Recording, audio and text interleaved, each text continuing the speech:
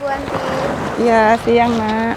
Ya, jadi di sini aku pengen tanya-tanya tentang sebenarnya ada apa sih dengan kekayaan laut Indonesia itu? Ada apa? Iya. Kok ada apa ya?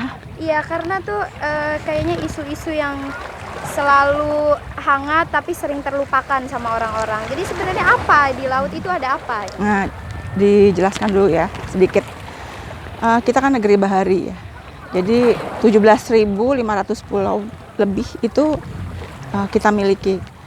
Kalau seorang presiden mau bertamu ke satu pulau ini, satu pulau satu hari, maka perlu waktu 48 tahun loh untuk mengunjungi pulau-pulaunya.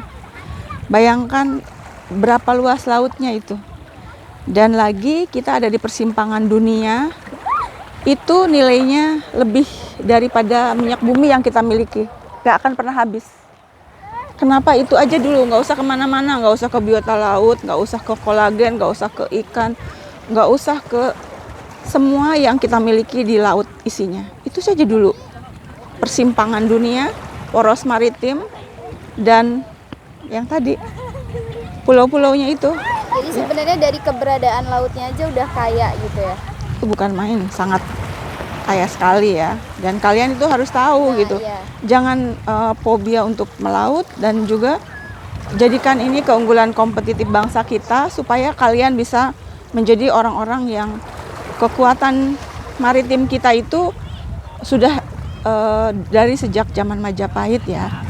Kita unggul di dunia ini karena tadi keunggulan maritimnya.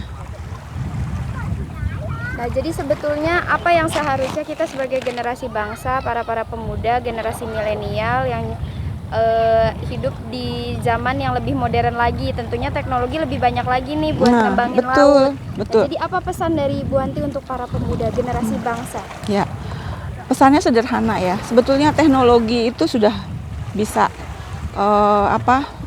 sudah bisa lebih baik lagi untuk mengeksplor laut kita. Contoh, kalau dulu minyak bumi itu diambil dengan cara membuat satu kota di atas laut, mungkin di teluk, mungkin di laut yang paling dalam sekalipun ya.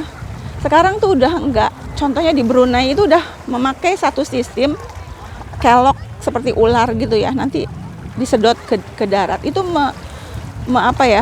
mengurangi, mengefisiensi. Kemudian juga ada sistem yang dibuat oleh seorang dosen dari Erlangga namanya ya, itu pakai sistem Helmholtz. Jadi dengan sistem frekuensi kita dapat mengetahui di mana ada kandungan minyak. Betul, itu teknologi. Tapi kita juga harus tahu bahwa teknologi tidak selalu bisa menjadi andalan. Contohnya, ketika kamu tersesat di tengah lautan seperti ini, kamu gimana untuk keluar dari kesulitan ini? Kamu apa jawabannya? Aku berusaha pakai Gmaps dong. Nah, Gmaps-nya tidak terbaca, tidak terdetek di tengah laut itu. Semuanya tidak terbaca karena satelitnya nggak nyampe. Bukan satelit, apa ya? Namanya kutub. Titik koordinat. Bumi itu apa? Namanya saya lupa itu. Kutub utara, kutub selatan. Nah, yaitu tidak ada di satu daerah, dua di dunia ini yang tidak. Kalau kita masuk ke situ kita pasti tersesat, nggak kebaca. Kompas itu nggak kebaca. Jadi salah satu kompas yang kamu bisa baca apa? Rasi bintang. Rasi bintang udah belajar belum? Jadi sejak kecil, sejak masih dini, pendidikan kelautan itu saya kira sangat penting banget mulai diperkenalkan.